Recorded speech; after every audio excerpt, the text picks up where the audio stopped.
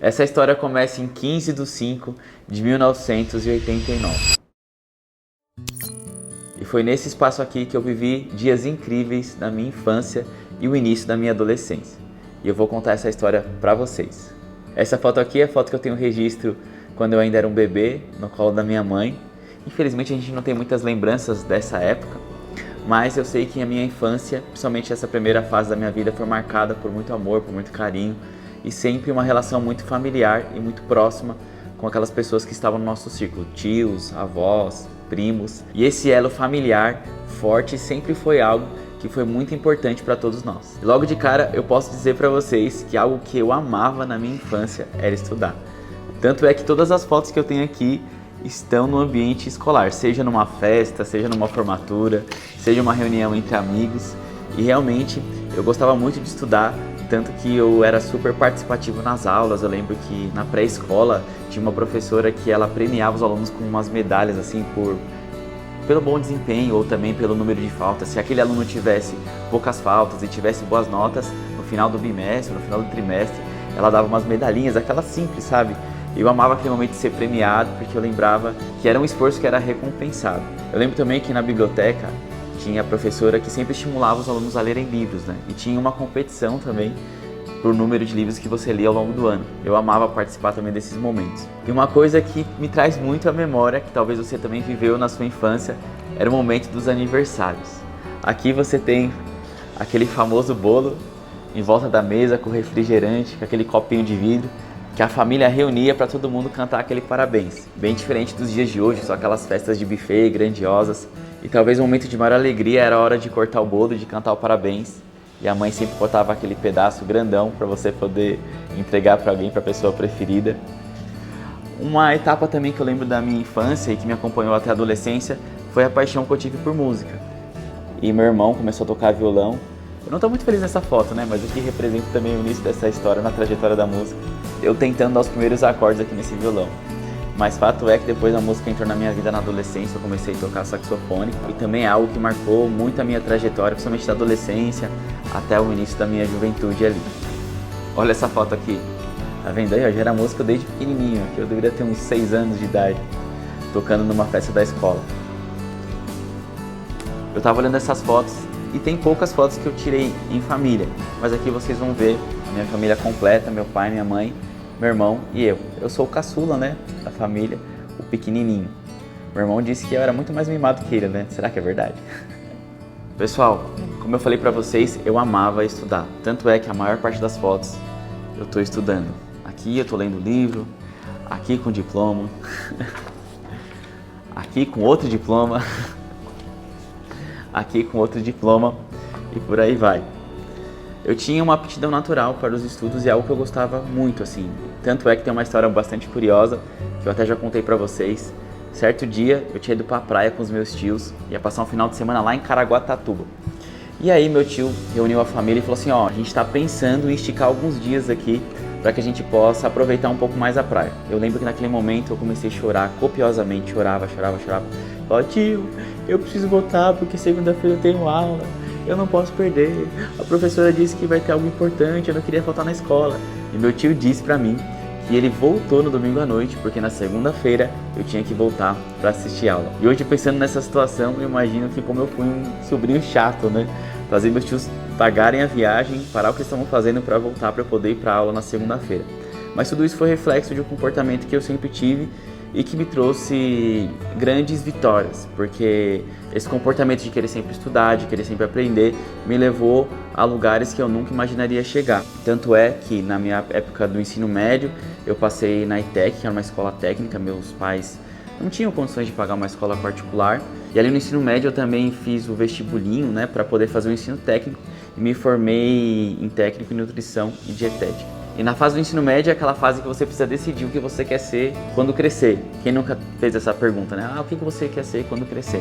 E desde a infância eu repetia para mim mesmo e repetia para as outras pessoas, mas eu não sei ao certo motivo, que o meu sonho era fazer odontologia, que o meu sonho era ser dentista. E na época de escolher o ensino técnico, eu até procurei fazer técnico de prótese dentária, só que na época eu era menor de idade e não era possível. E chegando próximo do término do ensino médio, eu resolvi fazer os vestibulares e aquele grande sonho de fazer odontologia estava cada vez mais perto. Só que na segunda fase do vestibular da USP eu não passei. E aquele foi um grande momento de frustração na minha vida, marcada por choro, por desesperança, por achar que eu não ia conseguir, por achar que eu ia ter que ficar um ano parado da minha vida estudando para poder ter uma nova oportunidade de passar na faculdade. Mas eu trouxe à memória aquilo que as pessoas sempre me falavam: você não pode desistir, você gosta de estudar, você é um bom menino, você vai dar certo, você tem que se dedicar mais uma vez, que com certeza você vai realizar o seu sonho de fazer odontologia e de ser dentista.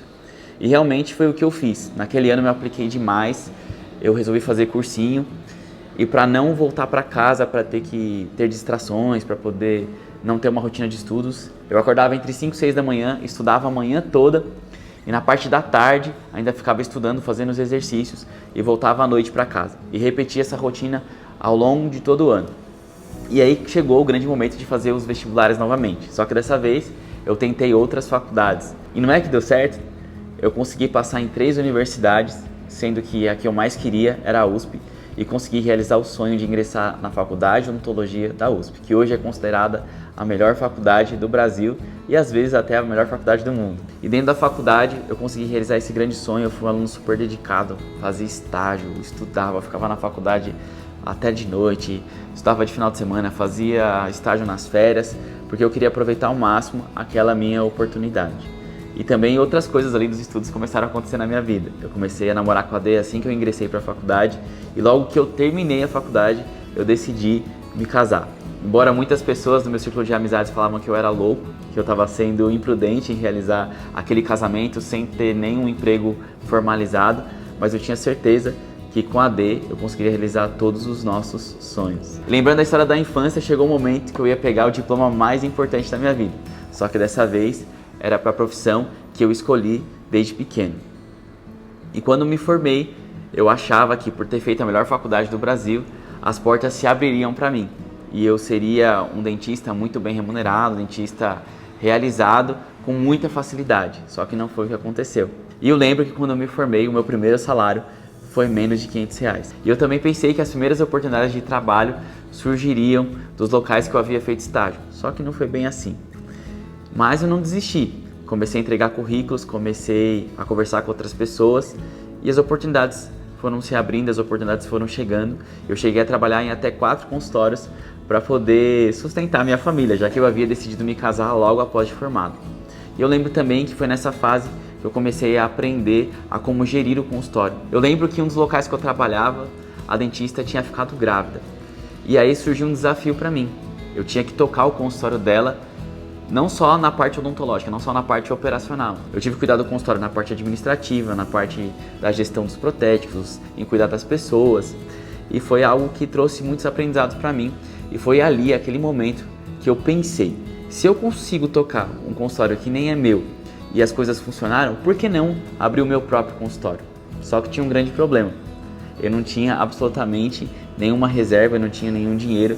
Eu tinha apenas o desejo de poder começar. A minha história sempre foi marcada por decisões de fé. E agora eu estava convicto que eu tinha que ir para o meu próprio consultório depois de trabalhar 4 anos para outras pessoas. Eu havia tomado essa decisão, não tinha um recurso, mas eu decidi dar o primeiro passo. Eu comecei a procurar alguns imóveis para alocar, rodava no bairro e tudo era muito alto, tudo era muito caro, tudo era muito fora da minha realidade. Mas eu não desistia. Por muitos e muitos finais de semana eu pegava o carro com uma caderneta da mão, com a Dê dirigindo e olhando os pontos comerciais que eram possíveis pontos para montar o consultório. E fiz isso por várias e várias vezes, mas só que nunca dava certo. Até que chegou um dia que eu passei na rua onde meu protético havia mudado, né, de laboratório, e voltando por essa rua eu vi uma placa assim: aluga-se. E era uma sobreloja em frente a um colégio muito famoso, muito grande. Eu falei: vou mandar mensagem para saber mais sobre esse local. E aí, conversando com o corretor, ele disse que realmente era uma oportunidade que estava ali para ser locada por um ponto comercial, porém o imóvel estava destruído, ele não tinha absolutamente nenhuma característica de consultório. As paredes eram velhas, as divisões eram ruins, tinham janelas de ferro. Se eu fosse mudar para lá, eu ia ter que fazer uma grande reforma. Como é que eu iria realizar essa grande reforma se eu não tinha nenhum recurso? Mas, como eu disse para vocês, vontade não faltava e nem a fé. Eu decidi fazer uma proposta por aquele imóvel.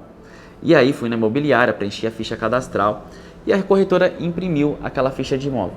E quando ela me mostrou aquela ficha, eu tive uma grande surpresa. O dono daquela sala comercial era um antigo amigo da família da minha mãe. E eu tomei a decisão de conversar com ele e explicar que eu queria abrir o consultório. E ele me disse assim: Henrique, fica tranquilo, porque o tempo que você precisar realizar essa reforma, eu não vou te cobrar nenhum aluguel. E foi naquele momento que eu tive a certeza que Deus estava conduzindo aqueles passos para a gente abrir o nosso primeiro consultório. Enfim, eu decidi pegar um empréstimo com meu pai para poder realizar esse grande sonho. Na época eu comprei móveis usados, cadeira usada, equipamentos usados, e eu fiz com a ajuda dos meus pais e com a ajuda dos meus tios os móveis para o consultório. E eu me lembro que naquele momento a minha família, que sempre esteve junto comigo, me ajudou a fazer os primeiros móveis para que a gente pudesse mudar. E depois de 5 meses sendo pedreiro, faxineiro, marceneiro, com a ajuda da D e da minha família, eu consegui realizar esse grande sonho. E foi aí que o primeiro consultório chegou.